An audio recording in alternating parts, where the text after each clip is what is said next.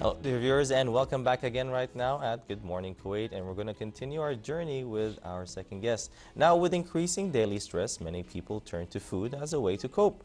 Now, this behavior can lead to unhealthy eating habits, especially among teenagers.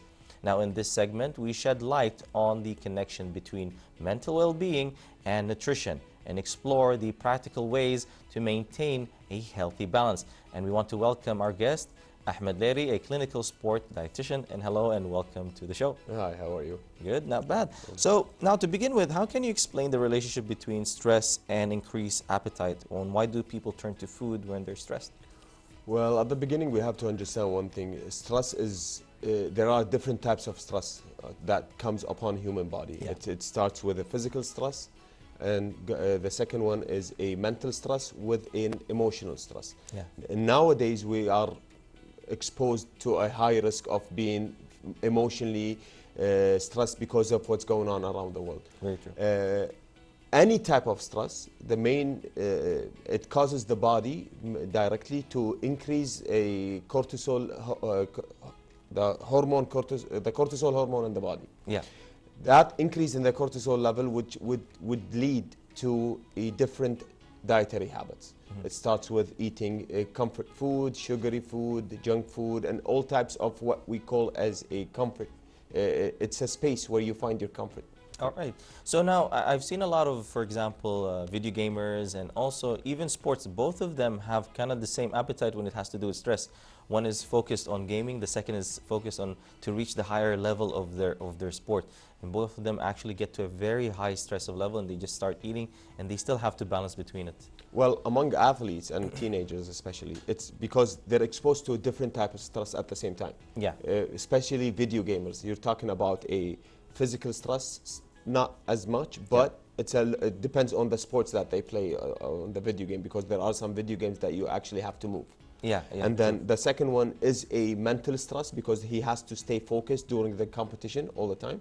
And the third one is the emotional stress of winning and losing. So he's exposed to all types of stress. This exposing to stress will increase and would have an elevated level of cortisol in the body. And that elevated level would require their body to consume more sugars. Oh, okay. Now, a wise athlete would try to consume a healthy source. It gets a healthy source of sugar as his comfort food. That's why we notice what we call an elite athletes. Yes. They mainly go ahead and like have their healthy snacks with them during competitions. They carry dates, they carry bananas, honeys, and all types of healthy sugars with them during competitions. All right. Now, other, I would say, regular athletes, they'll eat any type of sugars. Yeah. That just to give them that spike. Their eyes light eyes on it. Yeah.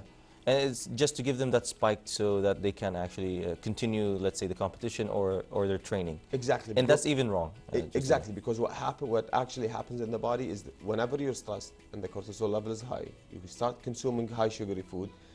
That's when the brain start submitting a neurotransmitter called dopamine. Yes. Which give you the feeling of happiness, what we call it the happy chemical in the body. At the same time, dopamine is not only secreted by food, but food is one of the factors that can help increasing dopamine. Others such as sports, habits, any habits that you enjoy doing will increase the dopamine secretion. Very true. Now, is eating during times of anxiety considered real hunger, or is it more of a psychological response? And how can we tell the difference between them? It's definitely a psychological. It's a psychological hunger. The difference between them mainly is the actual physical hunger. It comes gradually, and the person himself will be exposed to all types of food. He wants to eat proteins, he wants to have carbs, fats, and he's more aware of what he's eating. On the other hand, when we're talking about the psychological hunger, no, you're just gonna eat whatever satisfy your cravings in terms of sugars or fatty foods. That's the only things that would be satisfying to you. Healthy food, you will not be aware of your choices. You will just eat what you enjoy, basically. Very true. All right, now what are the most common signs of poor nutrition that people might overlook during this period? If we're talking about poor nutrition, we start mainly because we have to take a look at both sides of the story. When stress attacks the body, the human body response is different from one person to another. Yeah. Some people would have an increased appetite and they would start eating more. On the other hand, there are a lot of people that they stop eating. They start worrying about the future, what's going to happen, what's going to happen to us, and they stop eating. Poor nutrition, in terms of when we're talking about poor nutrition, we're not talking mainly about people who consume a lot of calories or a lot of food. We're talking about people who stop eating. Yeah. When they stop eating, what happens is that they lose a lot of muscle. Yeah. There is constant feeling of fatigue. They start constant nausea that happens to them, and dizziness at the same time. So those are the proper signals or symptoms of poor nutrition. All right, so basically not eating is considered the worst of basically poor nutrition, because you're depriving your body from the things that you mainly need to function. Yeah. Nowadays, a lot of people in the community, they're stereotyping the word diet. Whenever we say diet, they have I would say a understanding of that. Well, you can say an understanding that it's diet. It's a restrictive amount of calories. You shouldn't eat. You should always eat healthy. But on the other hand, diet should be the source of vitamins, the source of minerals, the source of good energy to the body. That's how you feed your body. That's how you fuel your body. That's how you maintain proper energy to live your daily life. Very true. Now, teenagers is particular. Why are they more vulnerable to unhealthy eating habits? Because they're more emotional, especially teenagers. Okay. There is a sudden hormonal changes in their body, so they become more emotional. They're more vulnerable to news, to bad news, to good news, and that's how they become more stressed, and they fear a lot. So could we safely say that they don't understand what's happening to them, so they're just doing it because of that spike of hormone, which is normal at this age? They definitely do not understand what's going on in their body, and at the same time, they might not be understanding why are they stressed. But hearing a lot of negative news, being in an environment that's a little bit, I would say, negative, would affect them without them knowing. So you notice them trying to find an escape plan or an exit way through food. Very true. All right. So are there specific foods that provide temporary comfort but are harmful in the long run? Definitely. That's what we talked about in the beginning. It's mainly junk food and sugar. All Those are the food that's going to comfort you temporarily.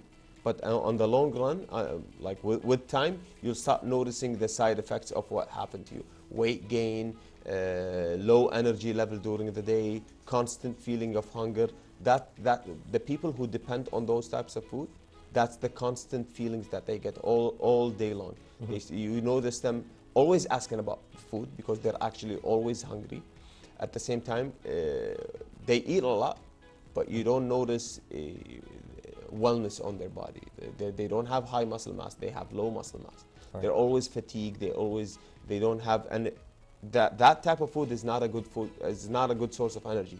So once they consume it, they might have a spike in the energy level and then it crashes right away. All right. So on the other hand, what foods can genuinely help improve mood in a healthy way? Because for me, I actually seen people that even though they're a little bit obese, they have very good mood because they still eat healthy, but they just eat it in a bigger amount, but they still eat healthy and their mood is actually very good, versus someone that keep on eating junk food and sugary food and things that are like fillers. Well, the general outline is you getting good sugars. Yeah. Okay. To me personally, I would recommend the most and the top three, the best food in terms of de-stressing your body, and at the same time increasing dopamine level in the brain, are any type of fruits, especially berries to start with, honey, dates. Those three, they're considered natural sugars. They're full of vitamins and minerals, and at the same time, they will serve de-stressing your body. And antioxidants, especially the berries. Exactly. Okay. So how can individuals manage emotional eating without feeling deprived? Again, to me, sports. Sports. Yes. Okay. Find any habit that you like. Find any hobby that you enjoy doing. Get your energy out at that hobby. If you don't like any type of any type of sports, then walking. Walking does actually organize the ideas in your mind.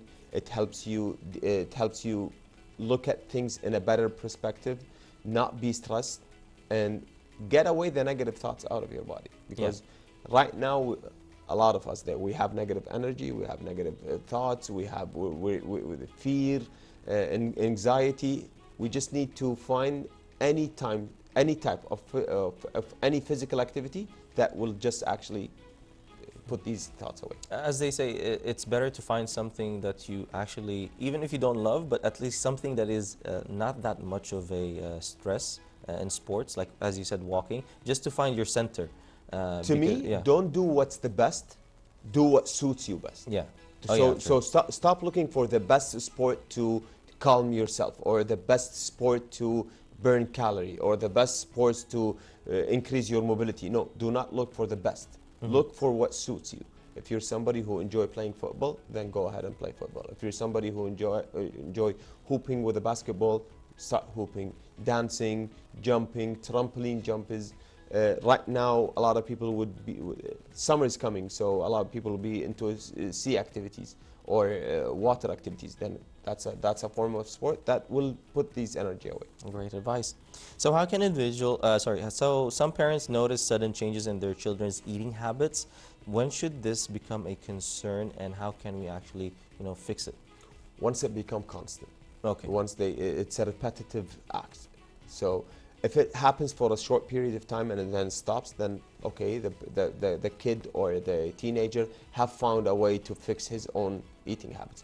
But if you notice that he constantly requests certain types of food, and he doesn't like to eat anything else, he's becoming more of a picky eater, then that's a very we call it red flag, or a high alert signal. And how can we actually avoid that? How can we actually make our kids actually start loving something else, or Do not confront the kid. Do not go ahead and talk to him directly, because he doesn't want to see you as a guideline to him. Okay. He doesn't want the direct advice. But you can start changing his habits by including him into what you do.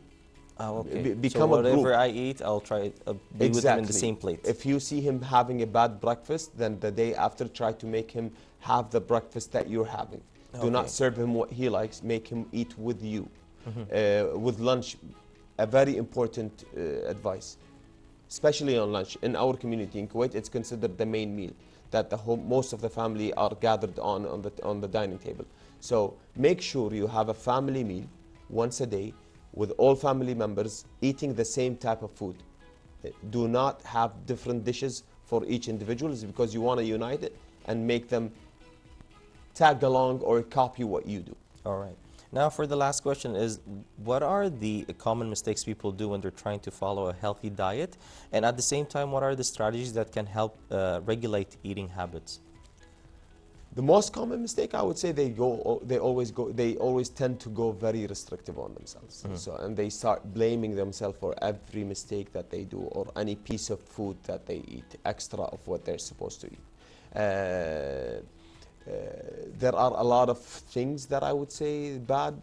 To me, what I noticed with people, one, they tend to go very restrictive. Two, constantly a lot of people, when they follow a diet, they keep telling themselves bad stuff about themselves. Yeah.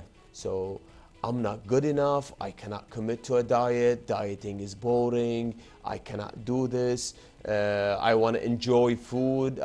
These negative thoughts would actually put a belief in you that you're not good enough to follow a diet. And that's you stressing yourself.